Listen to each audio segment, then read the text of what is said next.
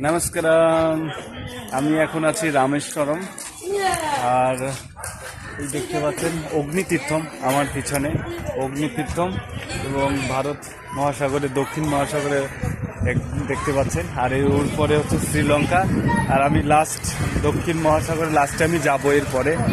আর এই হচ্ছে অগ্নিতীর্থম। পৌরাণিক কাহিনী অনুযায়ী কথিত আছে এখানে সর্বপ্রথমে স্নান করতে হয়। সর্বপ্রথম এখানে স্নান করতে হয় এবং ভিতরে 22 কুণ্ড আছে। 22 কুণ্ডে স্নান করার পরে আপনি রামেশ্বরম মন্দির দর্শন করবেন। এটাই হচ্ছে মেইন পৌরাণিক কাহিনীতে, কারণ শ্রী রামচন্দ্র দেব এখানে স্নান করেছিলেন রাবণকে বধ করে আসার পরে। তার কারণেই এখানে এর নাম।